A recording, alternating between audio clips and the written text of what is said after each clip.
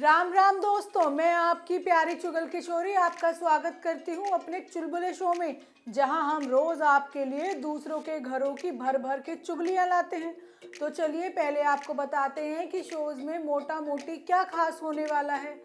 अनुपमा में काव्य और किंजल मिलकर वनराज और बाकी क्लास लगाने वाले हैं। तो ये रिश्ता क्या कहलाता है में आरोही के दर्द को कम करने के लिए अभिमन्यु बड़ा कदम उठा सकता है।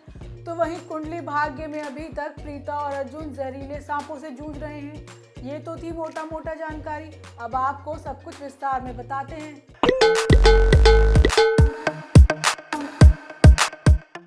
अनुपमा में इस वक्त शाह परिवार और कपाड़िया परिवार कुत्ते बिल्ली की तरह लड़ रहे हैं। बात बापूजी को लेकर हो रही थी, लेकिन बा के मिर्च मसाले ने असल बात को कहीं गुम ही कर दिया। 2 दिन से तो अनुज वनराज और उनके परिवार की क्लास लगा रहा था, लेकिन अब काव्य और किंजल मिलकर पूरे शाह परिवार की क्लास लगाती है। काव्य तो बा को इतना सुनाती है कि हमें तो बहुत मजा आया, लेकिन बा को तो शर्म ही नहीं आई। अपनी बात पर अड़ी बैठी है अभी तक। होता ये है कि अनुज की बातों को सुनकर काव्य इमोशनल हो जाती है और सोचती है कि ये सब तो उसके साथ भी होता आ रहा है, तो भी कितने समय से। वो अनुज को सपोर्ट करते हुए कहती है कि आज तक इस परिवार ने मुझे ही नहीं अपनाया, बा को सिर्फ अपने खून से मतलब है। मैंने इस घर के लिए क्या कुछ नहीं किया, लेकिन बदले में मुझे सिर्फ मैदे की कटोरी ही सुनने को मिला है। वनराज काव्य को चुप कराने की कोशिश करता है, लेकिन काव्य चुप रहने के मूड में नहीं है और उल्टा वो वनराज को ही सुना देती है। वो सबके सामने कहती है कि माँ की बात के सामने कम से कम थोड़ा तो अपनी बीवी की बात सुन लिया करो। आज तो काव्य की तानों की रेलगाड़ी एक्सप्रेस स्पीड में है और उस गाड़ी में अब किंजल भी सवार हो जाती है और कहती है कि मैंने भी तो इस परिवार के लिए क्या कुछ नहीं किया, लेकिन लाडला तो हमेशा तोशु ही है, वो भी इतनी गलतियां करने के बाद। अब इस सारे तमाशे को सुन रहे होते हैं बापूजी और सोचते हैं कि वो घर वापस आए ही क्यों।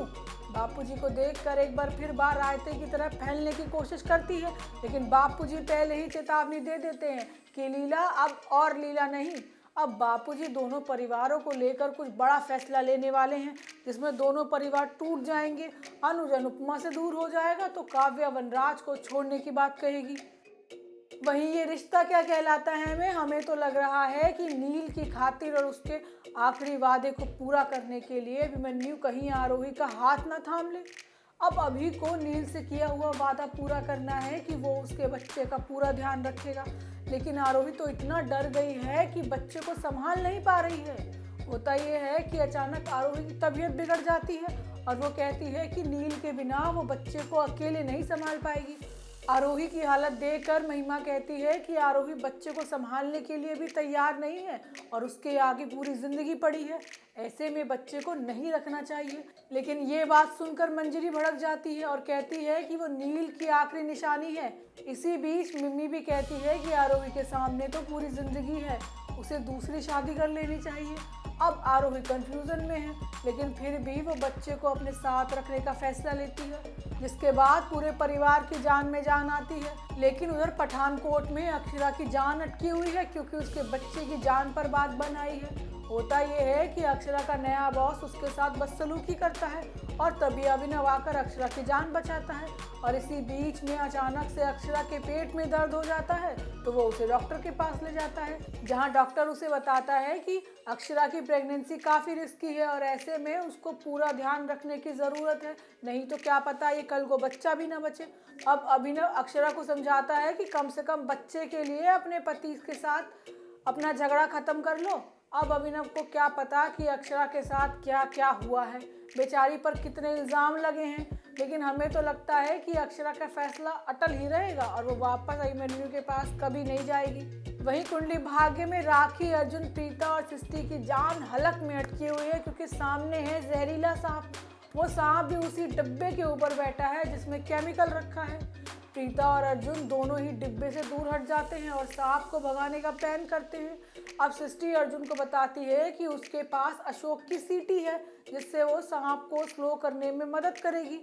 अब तीनों मिलकर डिब्बे को हासिल कर लेते हैं और स्प्रे की मदद से सारे सांपों का सुलाने का अभियान शुरू कर देते हैं। उधर अंजलि का दिल जल रहा है, क्योंकि उसे लग रहा है कि प्रीता और अर्जुन करीब आ रहे हैं और एक बार फिर अर्जुन के मन में प्रीता के लिए प्यार गोते खा रहा है।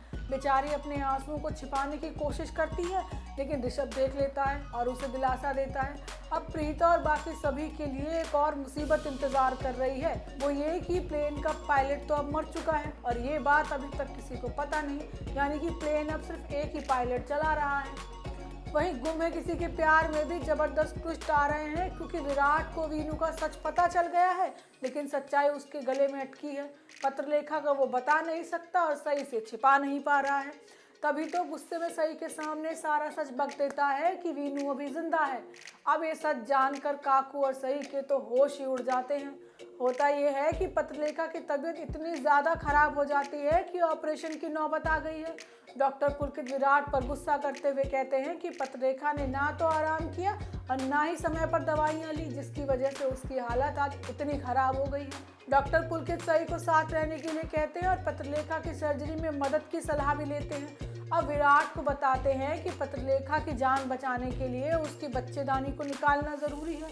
अब ये बात सुन लेती है काकू और भड़कने लगती है, जिसके बाद विराट पत्रलेखा की जान बचाने के लिए सर्जरी के लिए हाँ कर देता है। अब आने वाले एपिसोड में खुद विराट वीनू के जिंदा होने का सच सही को बताएगा। तो चलो दोस्तों, आज के लिए सीरियल्स की दुनिया की इतनी जानकारी काफ़ी है। कल आपसे इसी समय पर मिलने आएंगे, लेकिन आप हमारे चैनल को सब्सक्राइब करना और वीडियो पर प्यार बरसाना ना भूलिएगा। लेकिन हम एक बात देख रहे हैं कि आजकल हमारे शो पर आप लोग उतना प्यार नहीं बरसा रहे जितना आप रोज़ाना बरसाते हैं, तो थोड़ा हमारे व्यूज़ का भी ध्यान रखिए। ठीक है, राम राम।